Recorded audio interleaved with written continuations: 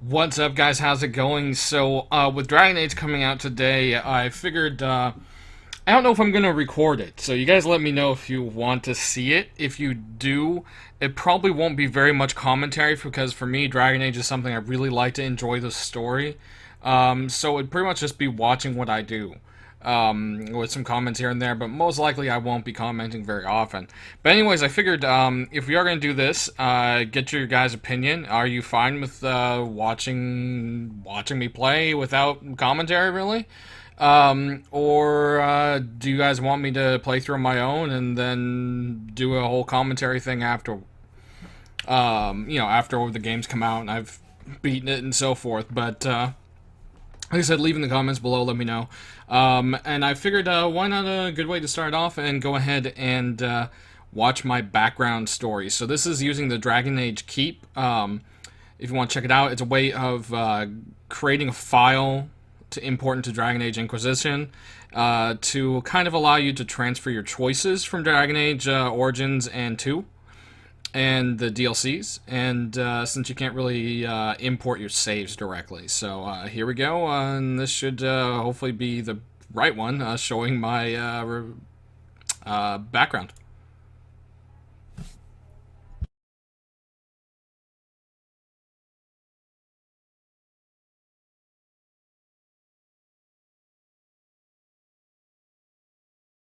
If you believe the stories, mankind's pride gave rise to the Darkspawn.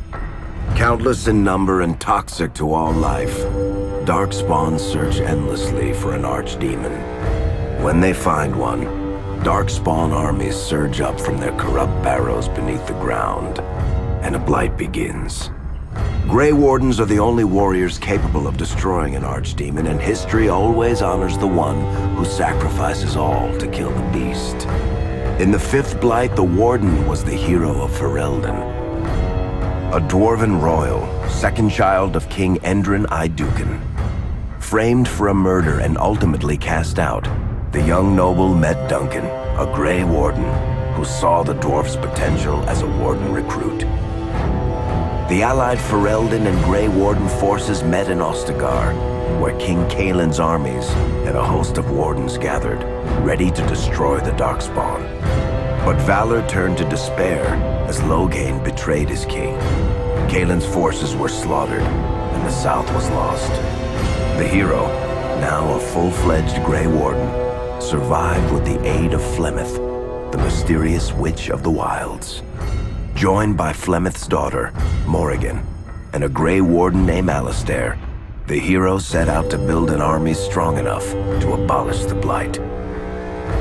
With the traitorous Loghain now seated on Ferelden's throne, the Warden sought help from the influential Arl Eamon of Redcliffe.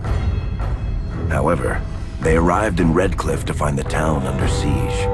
As each night, undead rose in waves and assailed the battered village. With the hero's help, the people of Redcliffe stood fast against the undead horde. The Wardens reached Arl Eamon's castle only to find the Arl lying at the edge of death, and his court fallen into madness. To save his father's life, Eamon's young son, Connor, had made a deal with a demon, and quickly fallen victim to its possession. The hero intervened, freeing Connor from possession, and breaking the demon's hold over Redcliffe. But deals with demons are never straightforward. The demon agreed only to save Eamon's life, not restore him to health. Arl Eamon needed a miracle to recover. The hero located an urn containing the sacred ashes of Andraste, which were said to cure any ailment. The urn was protected by ancient traps, tests of will, and a dragon-worshipping cult that wanted to twist the urn's power to its own ends. The urn remained pure, but mysteriously disappeared after the Wardens departed. Only the temple dedicated to it still stands. With a pinch of the ashes, the hero restored the Arl to health. Informed of Loghain's treachery, Eamon swore his political and military support. The circles of Magi are bound by oath to aid the Grey Wardens in times of blight.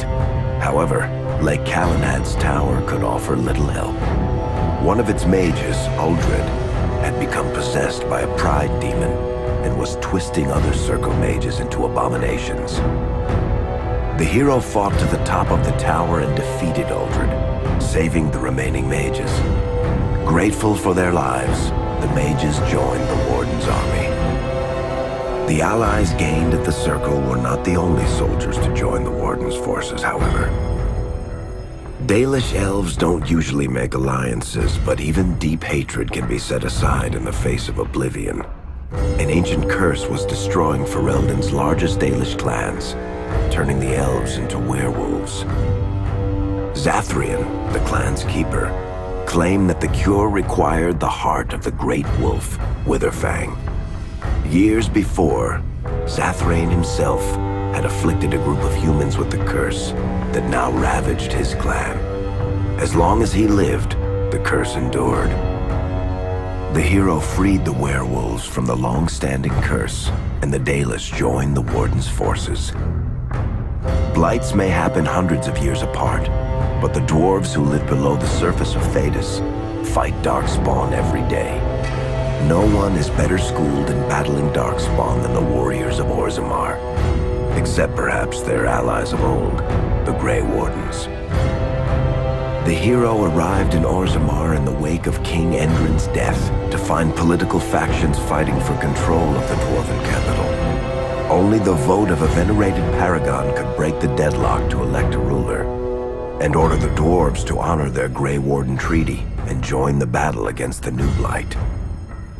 The hero set off to find a paragon named Branka, who had disappeared into the Deep Roads in search of a legendary artifact, the Anvil of the Void, created by the renowned smith Caridin to forge mighty war golems.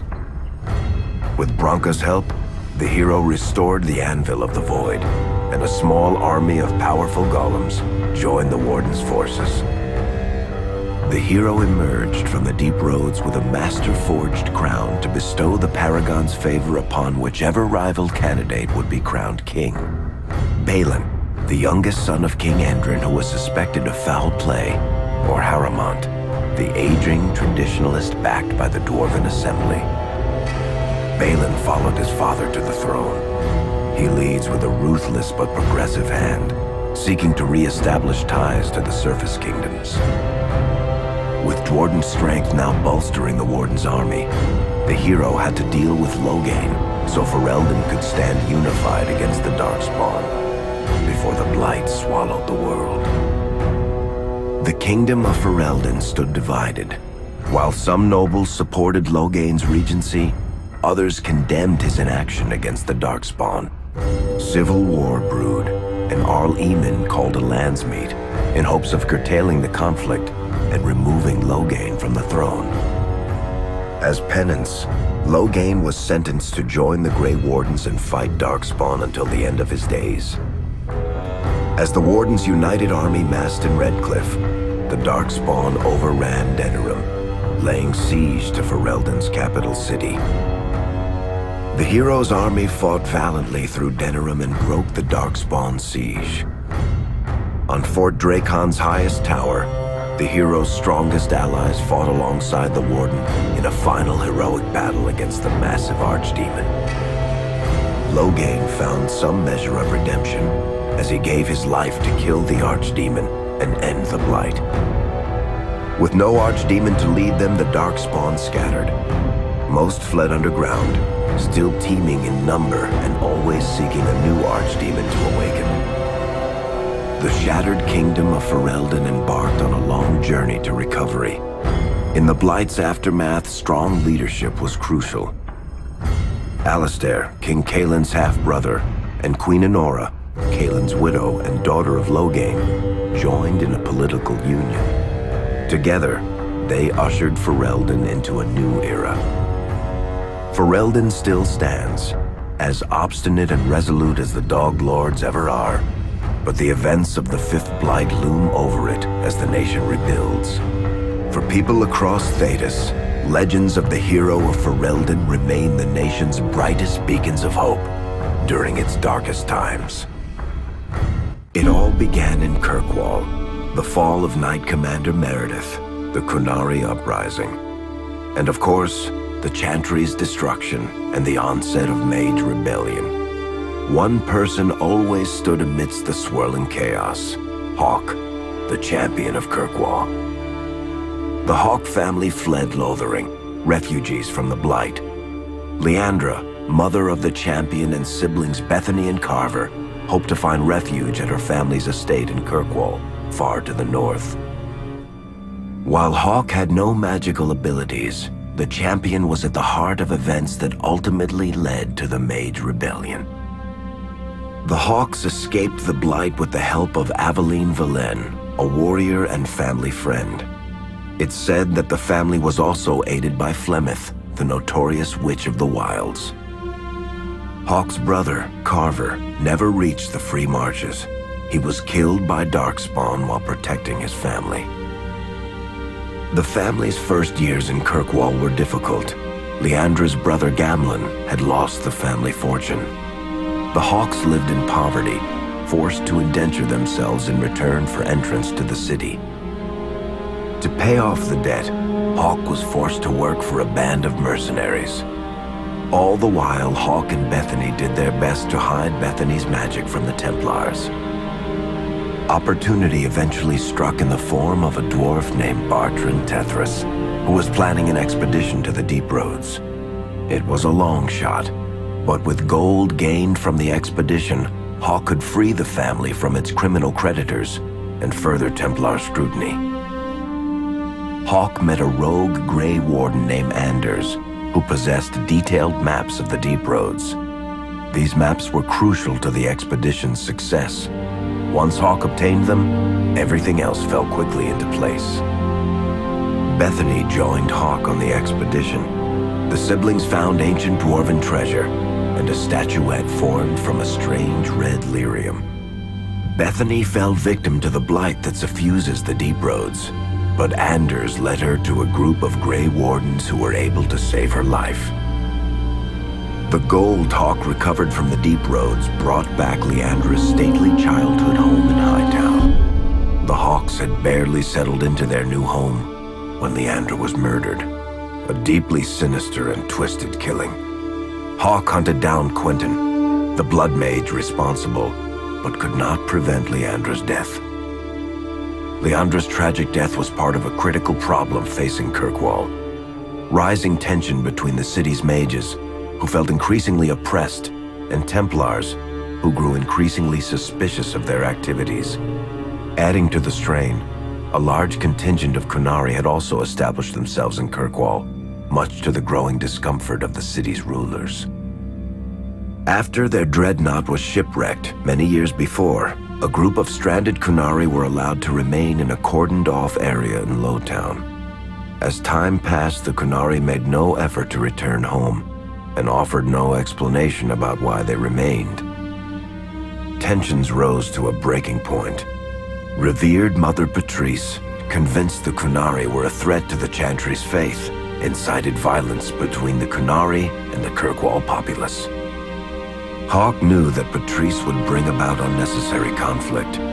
Though the champion tried to stop her, Patrice orchestrated the murder of Seamus Dumar, a Viscount's son and a recent convert to the Qun. When her crime was discovered, a Kunari assassin killed her. After Seamus was murdered, the Arashok of the Kunari group lost patience with the humans of Kirkwall. They would now submit to the Qun or die. The Kunari struck hard and fast. They took the palace in Hightown and beheaded the Viscount to immediately quash any resistance. Aided by Knight Commander Meredith and First Enchanter Orsino, Hawk reached the palace and stood toe-to-toe with the fearsome Kunari leader. Hawk fought the Kunari leader. The fierce battle resulted in the Arashok's death and the liberation of Kirkwall from its brief occupation. The Kunari quickly withdrew from the city entirely. Hawk saved Kirkwall and earned the grudging respect of the city's Templars, mages, and nobility, along with the title that history remembers: the Champion of Kirkwall. Kirkwall's problems were still not over, however. After Viscount Dumar's death, Knight Commander Meredith took power and blocked all attempts to appoint a new Viscount. Under Meredith's command, the Templars tightened their grip on the mages, planning to suppress what Meredith saw as a growing rebellion. Anders, who spent years fighting for justice and freedom for his fellow mages, saw that the time for negotiation was past. He destroyed Kirkwall's chantry, killing hundreds, including Grand Cleric Elthina. This single act began a rebellion that spread from circle to circle, until all circles of Magi had risen up in defiance against chantry rule. Though Anders had done the unforgivable, something stayed the champion's hand.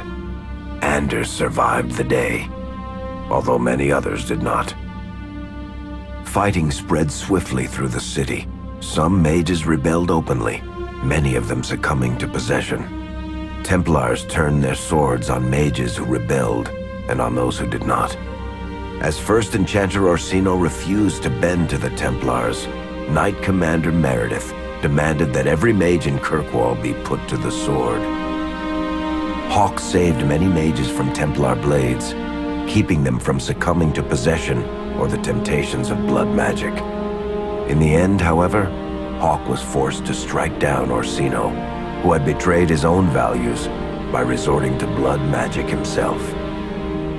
The battle proved one thing: Knight Commander Meredith had gone mad. Hawk saw the truth of it when Meredith unsheathed her sword, and the red lyrium idol from the deep roads was embedded within it.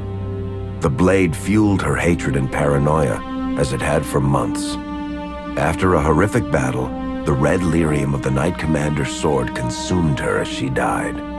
Meredith became a statue, her face a frozen mask of horror. Little is known of the champion since that final battle. However, Hawk's story lives on in legend and song. Memories of the indelible changes the champion of Kirkwall brought to the face of Thedas.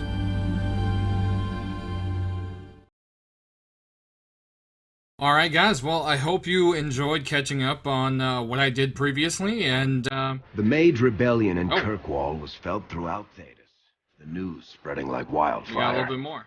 The Templars clamped down in response, but each new restriction only made things worse. Led by Grand Enchanter Fiona, the mages voted for independence. The Circle of Magi would govern itself, without the Chantry and especially without the Templars. The result was cataclysmic. 2 circles were destroyed. Those within killed to the last mage, before the rest fled into the wilderness. Perhaps the mighty empire of Orlais could have intervened in the war before it began. But that was not to be. Grand Duke Espard began a deadly civil war against Empress Celine, vying for the Orlesian throne. The mages were offered safe haven in neighboring Ferelden, but the Templars followed, and so their battle spread across all of Thedas. As head of the Chantry, Divine Justinia ordered the Templars to stand down. They refused, declaring their own independence. Thus, the war began in earnest. Templars hunting mages, mages fighting Templars. Their clashes wreaked untold destruction. All sense of order was falling to pieces. Divine Justinia made one final desperate bid to end the war. She approached the leaders of both sides and convinced them to come to a conclave held on neutral ground. With the Chantry to mediate, mages and Templars will talk for the first time since this all began. It is our last, and perhaps our only, chance for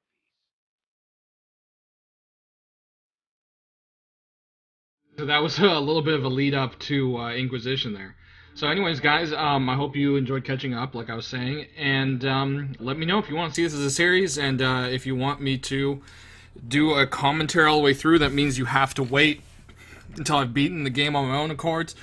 If you don't mind not having a running commentary, just here and there, then I will record from day one. So let me know in the comments below, and we'll see you next time.